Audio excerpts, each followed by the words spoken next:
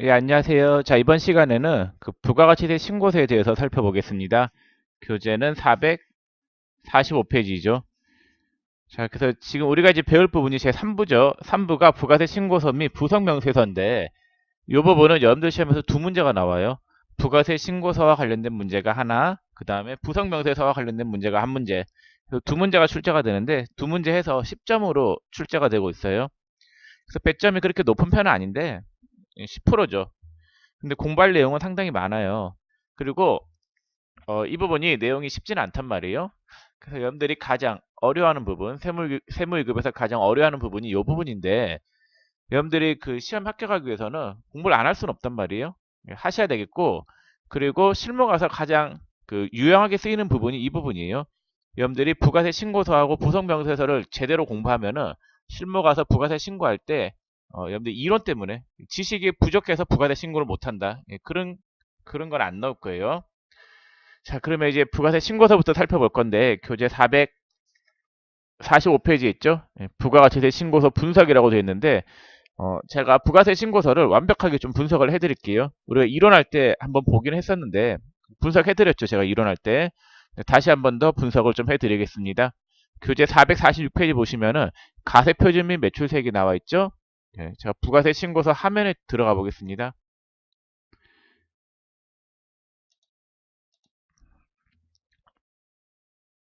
자, 부가세 신고서가 이렇게 있는데, 자, 신고서의 조회 기간을 그 1개 예정으로 해서 1월부터 3월로 한번 해볼게요. 그러면 뭐 금액이 나오는데 이 금액들은 기존에 메인 매출 전폐입력이 되어 있어서 그게 자동으로 불러온 거예요. 4월부터 6월 해볼까? 자, 4월부터 6월 비어 있네요. 자, 여기 가세표준의 매출세액 있죠? 이 부분부터 먼저 볼게요.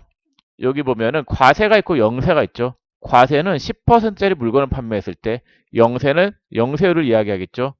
예, 그리고 과세 세금 계산서 발급분이 있는데 10%짜리 물건을 판매하고 세금 계산서 발급했을 때 들어가는 칸이고 코드 유형은 10일 과세를 넣었을 때 자동 반영이 될 거예요. 자, 그다음 매입자 발행 세금 계산서가 있는데 이건 됐어요. 자, 그리고 신용카드 현금 영수증 발행분이 있죠. 이거는 10%짜리 물건을 판매하고 카드나 현금 영수증을 발행했을 때 그때 넣는 칸이 되겠고 그 다음에 과세 기타란이 있죠. 요게 중요한데 이 부분은 제가 좀 자세하게 설명을 해볼게요. 자, 과세 기타란에 들어가는 거는 코드 유형이 몇 번일 때예요? 14 건별을 선택했을 때 과세 기타란에 자동으로 반영이 돼요. 그럼 메인 배출 전폐입력 할 때 14 건별에 해당하는 게 크게 세 가지, 네 가지가 있다라고 썼죠. 영수증 발행한 경우 10%짜리 물건을 판매하고 영수증을 발행했을 때 14건별이라고 썼죠. 이 영수증은 간이 영수증을 이야기해요. 현금 영수증 아니에요. 자, 그리고 증빙을 발행하지 않았다. 물건을 판매하고 증빙을 발행하지 않았을 때 예, 과세 기타란에 반영이 되겠죠. 그래서 과세 기타라는 의미가 여기 보면은 정규 영수증 외 매출분이라고 되어 있죠. 적격증빙이죠. 정규 영수증이 적격증빙인데 적격증빙의 종류는 크게 세 가지. 세금계산서, 신용카드, 현금 영수증이 있죠. 이 이외에 증빙을 발행했을 때 과세 기타란에 반영이 되는 거예요. 자, 그 다음에 세 번째 뭐가 있냐면요. 간주공급이 있어요. 자, 간주공급은 중요한 게 크게 두 가지가 있죠. 개인적 공급하고 사업상징이요. 두 가지에 해당할 때는 세금계산서 발급 의무가 면제잖아요. 세금계산서 발급 의무 면제이기 때문에 어느 칸에 들어가야 될까요? 과세 기타란에 들어가야 되겠죠. 그래서 개인적 공급은 어떤 경우라고 했어요? 개인적 공급은 자사 제품을 자사 제품을 음, 자사 제품 등을 그 직원 등에게 무상으로 제공한 경우 이때가 간주 공급이죠. 개인적 공급이죠. 개인이라고 하는 거는 이 개인적 공급은 개인한테 무상으로 제공한 걸 이야기하는데 개인은 직원 등을 이야기한단 말이에요. 보통 시험에서 나오는 거는 직원이 대표이사죠. 대표이사가 자사 제품을 공짜로 쓴 경우 그 간주 공급에 해당이 되겠죠. 자, 근데 이제 간주 공급이 아닌 경우가 있죠. 어떤 경우는 간주 공급이 아니었어요? 작작작 직직이 있었죠. 작업복, 작업모, 작업화, 직장체육비, 직장연회비로 사용한 경우에는 간주공급이 아니다라고 했었죠. 그때는 부가세 안 넣어도 돼요. 자, 그 다음에 어떤 경우가 있느냐? 사업상 증여가 있죠. 자, 사업상 증여는 자사제품을, 이거는 자사제품 등을 개인적인 목적으로 직원 등에게 무상으로 제공한 경우가 개인적 공급이고, 사업상 증여는 자사제품을 거래처에 접대 목적으로, 특정 거래처에 돼요. 특정 거래처한테. 특정 거래처에 접대 목적으로 무상으로 제공한 경우가 사업상 증여에 해당이 되겠죠. 자, 근데 불특정 다수에게 무상으로 광고 선전 목적으로 무상 제공한 거는 간주 공급이 아니다라고 썼죠. 그래서 작작작 찍찍도 간주 공급이 아니고 부가세 안 내도 되는 거잖아요. 불특정 다수에게 광고 선전 목적으로 무상으로 제공한 거는 간주 공급이 아니에요. 그다음 또 어떤 게 있었어요? 견본품, 그다음 증정품으로 제공한 것도 간주 공급이 아니다라고 했었죠.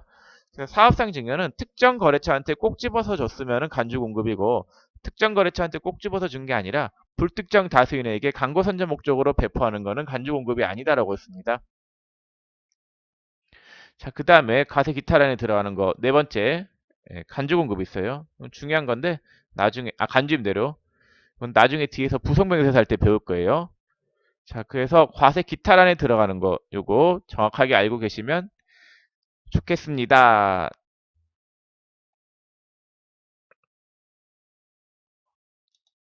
자, 그 다음에 영세 세금 계산서 발급분이 있죠. 이건 무조건 내국 신용장이에요. 내국 신용장에 의한 국내 공급은 영세율 세금 계산서 발급해야 되잖아요.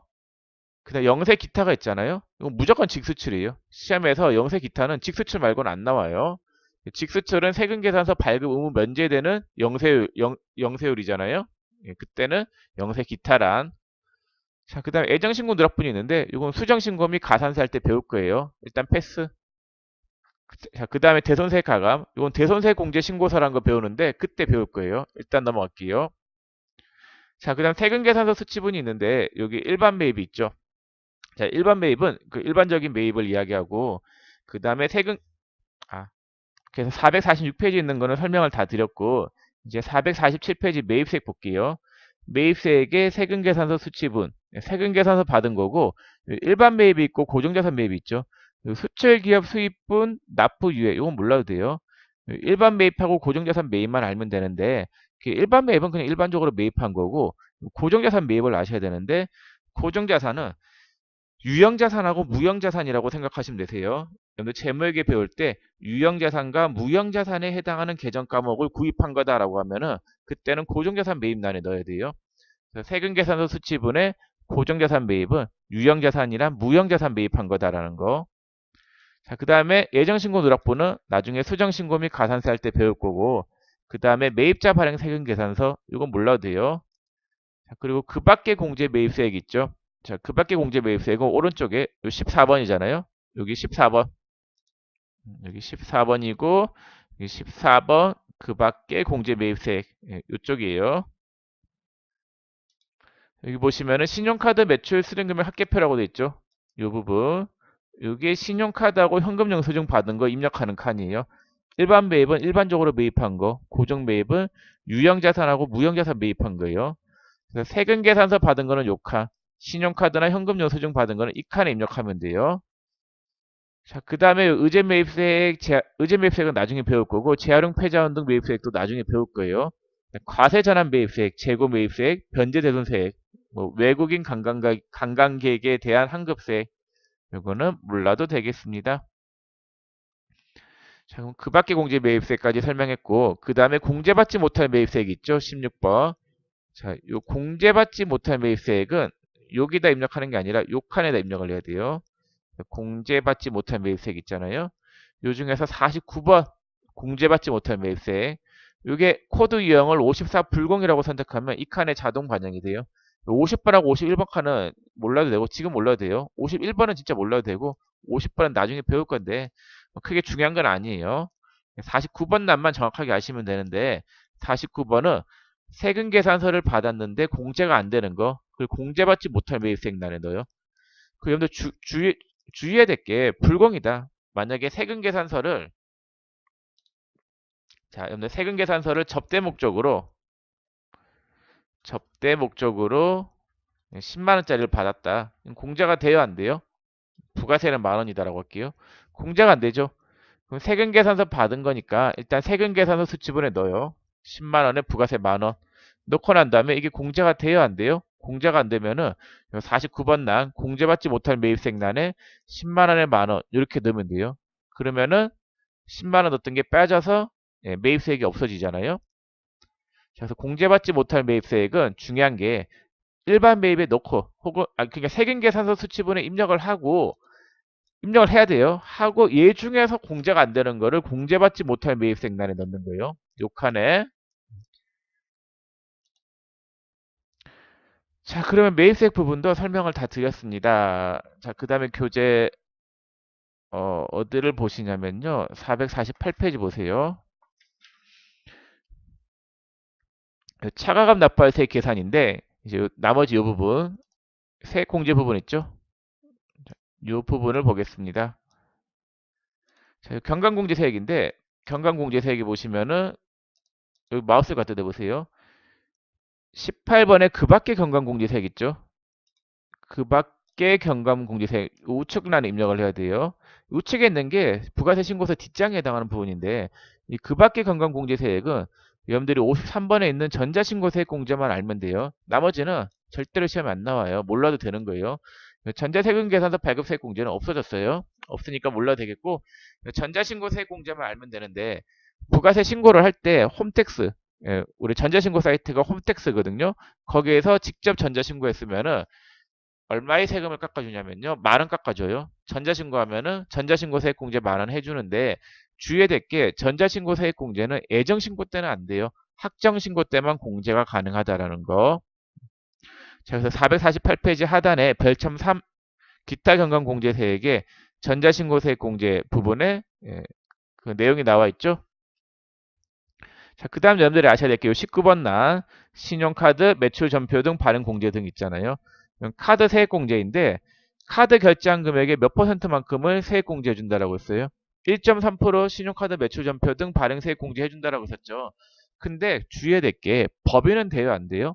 법인은 안 돼요. 그래서 여러분들 시험은 무조건 법인이기 때문에 신용카드 매출전표 등 발행 세액공제가 적용되는 문제는 절대로 안 나와요. 자, 그 다음에 애정신고 미환급세액은 애정신고 때는 환급이 돼요, 안 돼요? 안 되죠.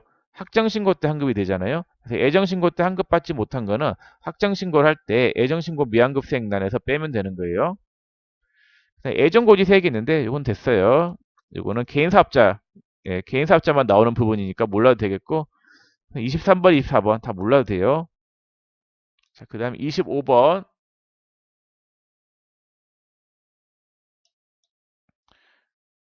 자, 25번에 해당하는 부분, 요 가산세 있죠? 이건 중요한 건데, 나중에 수정신고 및 가산세에서 살펴보겠습니다. 자, 그럼 일단 제가 부가세 신고서에 대해서 설명을 다 드렸는데, 그 뒤에 문제가 있단 말이에요. 449페이지에 있는 가세표준 명세, 이건 좀 이따 설명할게요. 저 뒤에 문제가 450페이지에 있죠? 그거 풀면서 한 번 더 설명을 드리겠습니다. 자, 450페이지 펴보세요. 유형 1, 부가가치세 신고서의 기본구조라고 되어 있잖아요. 1번 문제인데 주미원의 부가가치세 신고와 관련된 다음 자료를 토대로 제1기 부가가치세 확정신고서를 작성하시오라고 되어 있죠. 그래서 회사 코드는 1101번인데 4001번, 1101번에 4월부터 6월로 조회를 하세요. 그럼 아무것도 없죠. 빈 거에다가 그냥 입력해 볼게요. 자, 매출 사항이 있는데 동그라미 1번에 4월 1일 날 제품을 판매하고 발행한 세금 계산서 판매이죠. 세금 계산서 발급분에 2천만 원에 세액 200만 원 이렇게 넣으면 되겠죠. 자, 2번 제품 143만 원을 소매로 매출하고 국민카드로 결제받았다. 카드하고 현금 영수증란에 넣으면 되겠죠. 143만 원은 부가세가 포함된 금액이니까 공급가액은 130, 부가가치세는 13만 원 이렇게 입력하면 되겠고 자, 3번에 5월 4일 날 제품을 판매하고 현금 영수증을 발급하였다. 현금 영수증이니까 신용카드하고 현금 영수증 나눠 넣으면 돼요. 그러면은 금액이 얼마가 돼요? 100만 원 더하면은 230만 원. 세액은 23만 원. 자, 그다음 동그라미 4번. 당사의 제품을 거래처에 무상으로 제공하였다. 거래처한테 공짜로 준 거니까 간주공급이죠. 간주공급의 과세표준은 시가가 되겠고, 예, 그리고 부가세 신고서에는 과세 기타란에 넣어야 돼요. 그래서 금액이 900만 원에 세액은 90만 원이 되겠죠. 자, 여러분들 이거 입력할 때 주의해야 될 게 간주공급이잖아요. 거래처한테 공짜로 준 거니까 간주공급인데 접대 목적으로 공짜로 준 거잖아요. 예, 그래서 접대비니까 불공이라고 생각하시는 분들이 있으세요. 공제받지 못할 매입세액 쪽에 넣고 있으신 분들이 계시는데 절대로 그러지 마세요. 거래처한테 공짜로 준 거는 접대 목적으로 공짜로 준 건데 얘는 공짜로 준 거죠. 내가 물건을 산 게 아니잖아요. 근데 불공이라고 하는 거는 샀을 때를 이야기해요. 산 게 불공인 거고 지금은 거래처한테 공짜로 준 거잖아요. 공짜로 제공한 거기 때문에 매출이에요, 매출. 매출 쪽에 넣어야 되고 네, 과세 기타란에 넣어야 되겠습니다. 자, 5번에 비사업자인 개인에게 현금으로 소매 매출한 제품 40만 원. 또 과세 기타란에 들어가야 되겠죠? 왜냐면은 증빙 발행을 안 했기 때문에 940만 원에 세액은 94만 원 되겠죠? 자, 그다음 6번 로컬 A씨에 의해 제품을 납품하고 발행한 영세율 세금계산서 판매 영세 세금계산서 발급분에 300만 원에 세액 0 이렇게 들어가면 되겠고 그러니까 내국 신용장에 의한 국내 공급은 무조건 영세 세금계산서예요.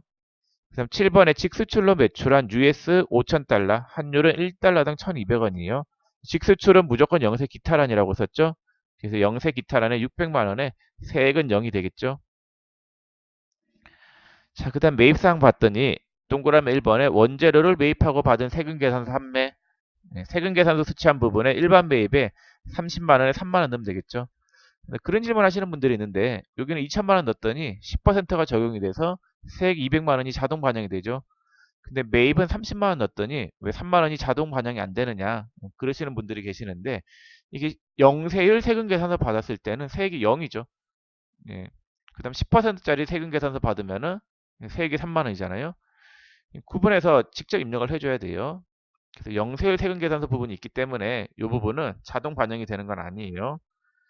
2번 비품을 매입하고 받은 세금계산서 판매. 비품은 유형자산이잖아요. 그래서 고정자산 매입 부분에 넣어야 돼요.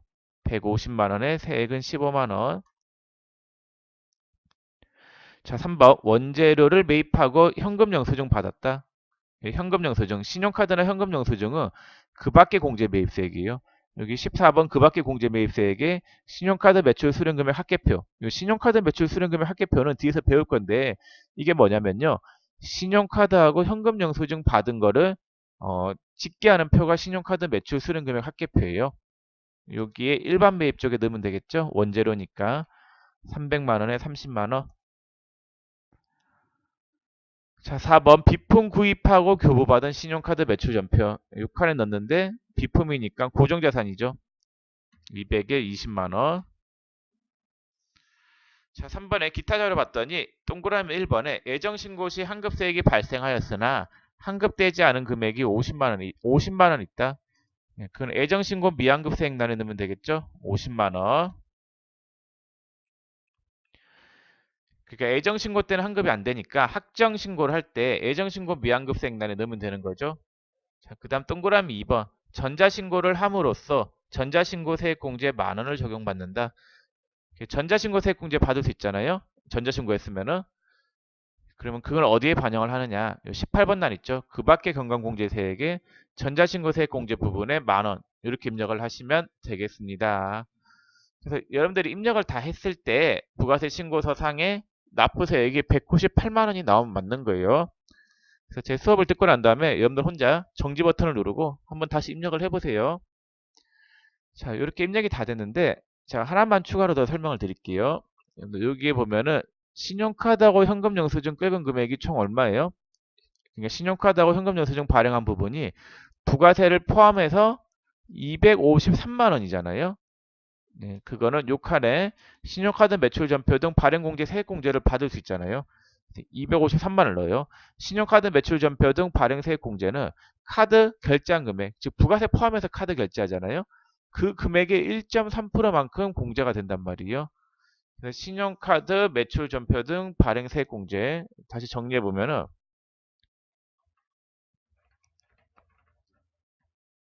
전표 등 발행 세액 공제가 있는데 이거는 카드 결제 금액, 공급 대가죠. 공급 대가의 몇 프로예요? 1.3%죠.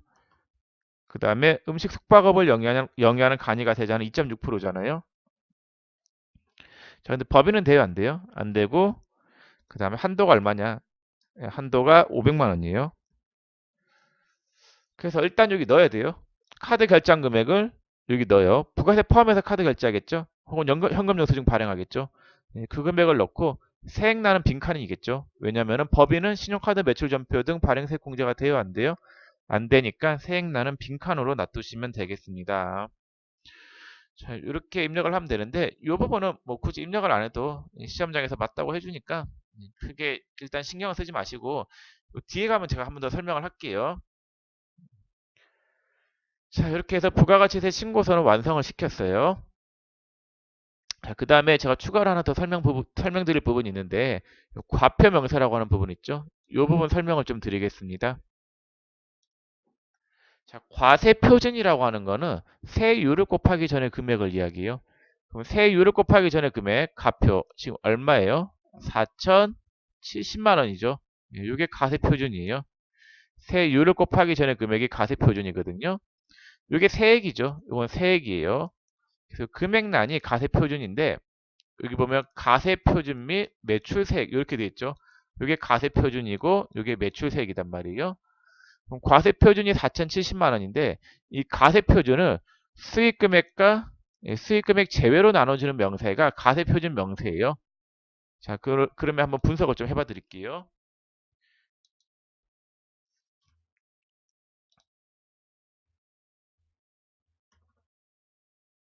자, 현재 가세 표준이 얼마라고 되어 있어요? 4,070만 원이라고 되어 있죠. 자, 이거를 수익금액과 수익금액 제외로 나눠주는 명세가 가세 표준 명세예요. 그럼 수익금액은 뭐냐? 수익금액이라고 하는 거는 일반적인 상거래에서 발생한 수익금액, 그게 수익금액이에요. 상기업은 상품 매출한 금액, 제조기업은 제품 매출한 금액이 수익금액이겠죠. 뭐 건설업이면 공사 수익금, 이런 게 수익금액이 돼요. 그 다음에 수익금액 제외는 일반적인 상거래 이외에서 발생한 수익금액, 그게 그 수익금액 제외예요. 어떤 게 있느냐? 간주공급이 있어요. 간주공급은 매출은 아니죠. 매출은 아닌데 부가세는 내야 되는 거잖아요. 그 다음 어떤 게 있느냐? 고정자산 매각. 만약에 자동차를 판매했다. 그럼 자동차 판매한 금액의 10%만큼 세금계산서 발행해가지고 부가세 받아와야 된단 말이에요. 고정자산 매각한 것도 고정자산 매각한 거는 부가세는 내야 되는 거예요. 그래서 가세 표준은 잡히겠죠. 근데 수익금액에 포함은 돼요, 안 돼요? 수익금액은 상품이나 제품 판 걸 이야기한단 말이에요. 수익금액은 제외되겠습니다. 이런 거. 그래서 수익금액 제외, 간주공급이나 고정자산 매각 같은 게 있습니다. 자, 그러면은 책을 보세요. 책의 450페이지 상단에 매출 사항에 1번에 제품을 판매하고 발행한 제품을 판매했죠. 제품 매출이잖아요. 얘는 수익금액 맞아요. 동그라미 2번에 제품을 소매로 매출하고 이것도 수익금액이에요. 제품 매출한 거니까. 3번에 제품을 판매하고 얘도 매출이죠. 수익금액이에요. 4번 제품을 거래처에 무상으로 제공하였다. 이건 간주공급이죠. 이건 수익금액 제외예요. 그래서 가세 표준 4,070만 원 중에서 900만 원만큼은 수익금액 제외예요. 간주공급이니까. 매출은 아니잖아요. 5번 비사업자인 개인에게 현금으로 소매 매출한 제품. 이건 수익금액 맞죠? 6번 제품 로컬 AC에 의해 제품을 납품. 이것도 수익금액이에요. 7번 직수출로 매출한 US 5,000달러. 매출한 거니까 수익금액이 맞죠. 그래서 간주공급 900만 원을 뺀 나머지는 수익금액이에요. 수익금액이 얼마가 잡히느냐? 3,170만 원이 잡히는 거예요. 그래서 이 가세표준 4,070만 원 있잖아요. 과세표준 4,070만 원은 수익금액과 수익금액 제외로 나눠주는 명세를 가세표준 명세다라고요. 자, 그럼 입력해 볼까요?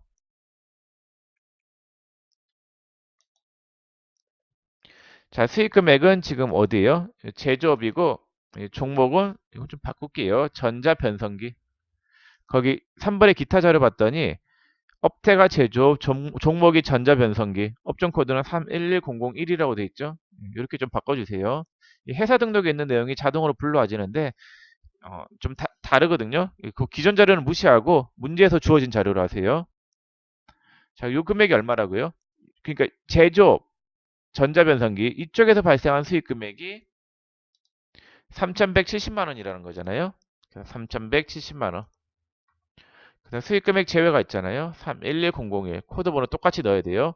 그 다음에 수익 금액 제외 종목은 관조공급. 이건 정답이 있는 게 아니기 때문에 여러분들 편한 대로 넣으시면 돼요. 종목은 금액이 얼마 있어요? 900만 원. 이렇게 되겠죠? 그래서 과세표준 명세라고 하는 거는 요거 있죠. 금액 과세표준 4,070만 원. 요 금액을 수익 금액과 수익 금액 제외로 나눠주는 명세. 이게 과세표준 명세가 되겠습니다. 자, 그 내용이 어디에 또 정리가 되어 있냐면요. 449페이지 있죠. 교재 449페이지에 정리가 되어 있으니까 그거 참고로 하시면 되겠습니다. 자, 이렇게 해서 그 450페이지 부가가치세 신고세의 기본 구조 이거 살펴봤고 여러분들 그 처음에 이런 거 배우면 좀 정신이 없단 말이에요. 지금 한 거를 여기 뭐야 강의는 좀 정지 버튼을 누르고 여러분들은 천천히 한번 다시 입력을 해보세요. 될 때까지 한번 해보시고 난 다음에 그 다음 거 나가셔야 돼요. 자, 저는 이제 2번 풀어볼게요. 2번 주미원의 다음 자료를 보고 이게 확정신고 기간의 부가가치세 확정신고서를 작성하시오. 자, 이게 확정이니까 10월부터 12월이겠죠. 시험장에서는 이거 입력한 건 저장하고 나오셔야 되세요. 저장 안 하면은 채점을 할 수 없잖아요. 자, 10월부터 12월로 들어가시고 동그라미 1번에 상품 판매액 2천만 원. 세금 계산서 발급분이죠. 2천에 세액 200. 2번에 상품을 직접 수출했다. 직접 수출했으니까 영세 기타란이겠죠. 영세 기타란에 500에 세액은 0. 자, 3번에 상품 신용카드 매출에 신용카드 현금 영수증 발행분에 300만 원에 30만 원. 근데 이렇게 순수하게 카드나 현금 영수증만을 발행한 부분 있잖아요. 이 부분은 신용카드 매출 전표 등 발행 공제 등에 반영을 해야 되는 게 원칙이에요. 자, 그 다음에 4번에 상품 매입액 1,700 일반 매입이겠네요. 1,700에 170만 원. 자, 그 다음 5번에 접대비 관련 매입액 있죠. 이게 중요해요. 자, 접대비 관련 매입액이 100만 원 있는데 세금 계산서 발행분이잖아요. 그럼 여기 세금 계산서 받은 거니까 일단 일반 매입.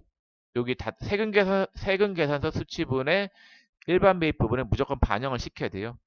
그래서 반영을 시켰더니 1800에 180이 됐고 그 다음에 이것 중에서 공제가 안 되는 게 얼마가 있어요? 접대비와 관련된 거는 공제가 안 되잖아요. 공제받지 못할 매입세액단에 100만 원에 세액 10만 원 이렇게 입력하면 돼요. 그래서 세금 계산서 받은 거는 일단 다 때려 넣어요. 6칸에 다 때려 넣고 그 중에서 공제가 안 되는 거는 공제받지 못할 매입세액단에 반영을 하면 된다라는 거 여기 있죠? 공제받지 못할 매입세액단에 100만 원에 10만 원 이렇게 반영을 하시면 되겠습니다. 중요해요. 그래서 세금 계산서 받은 거는 일단 넣고 그래서 흐름이 이래요. 세금 계산서 받은 거는 여기 일단 다 들어가죠. 다 넣고 이 중에서 공제가 안 되는 거를 공제받지 못할 매입세액란에 입력을 하는 거예요. 자, 그래서 기본적인 부가세 신고서 구조를 살펴봤고 그 다음에 이제 유형 2가 간주공급이죠. 간주공급에 대해서 한번 살펴볼게요.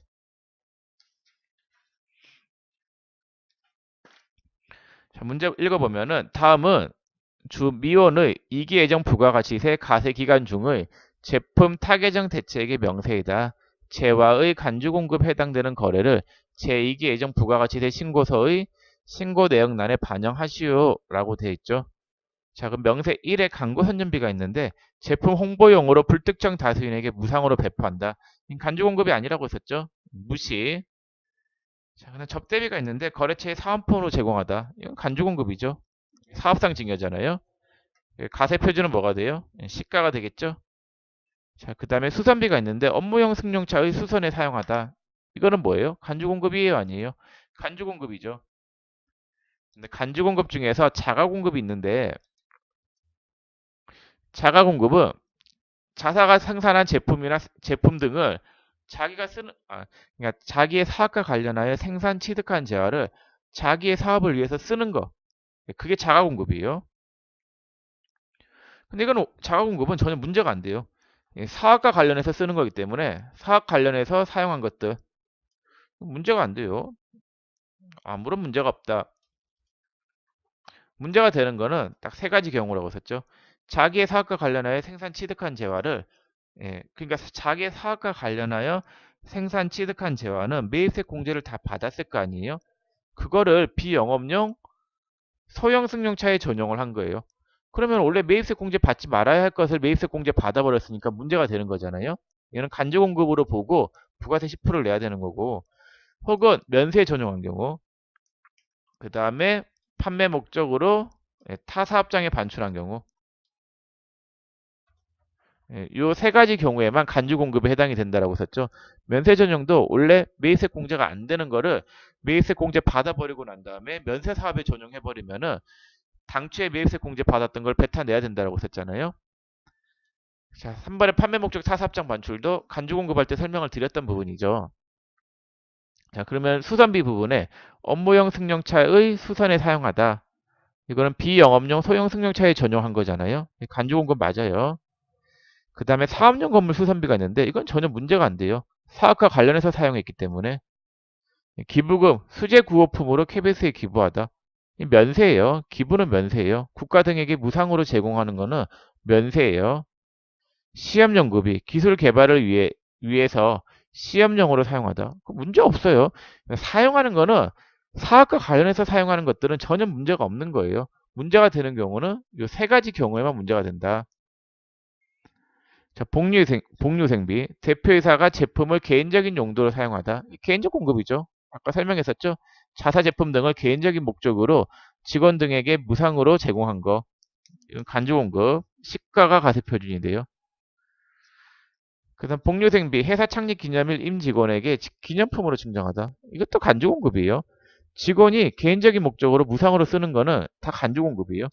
제가 이거 간주공급 이론 설명할 때 이렇게 파악하라고 썼죠. 개인적 공급은 집에 들고 가서 쓰면 간주공급이에요. 회사 내에서 쓰는 거는 간주공급이 아니다라고 했었죠. 자, 그 다음 명세 2를 볼게요. 다음 페이지에요. 견본품용이 있는데 견본품용은 전혀 문제가 안 돼요. 간주공급이 아니에요. 그 다음에 종업원 상여금은 간주공급이에요. 집에 들고 가서 쓸 거 아니에요. 집에 들고 가서 개인적인 목적으로 쓸 거기 때문에 걔는 간주공급이고 시가가 가세표준이 되겠죠. 자, 그 다음 하치장 적재형이 있는데 얘는 간주공급이 아니에요. 그 타사업장에 반출하는 거 있잖아요. 타사업장에 반출하는 거는 판매 목적으로 타사업장에 반출했을 때만 간주공급인 거지. 뭐 그 하치장에 보관할 목적, 그거는 간주공급이 아니에요. 자, 그럼 간주공급에 해당하는 거는 제가 다 말씀을 드렸고 그 금액이 총 얼마가 나오냐면요. 다 더하면은 2,220만 원이 나올 거예요. 잠깐만요. 계산기 한번 두드려 봐야 되겠다. 480만 원 더하기 60만 원 더하기 40만 원 더하기 140만 원 더하기 1,500만 원. 하면 2,220만 원 맞죠?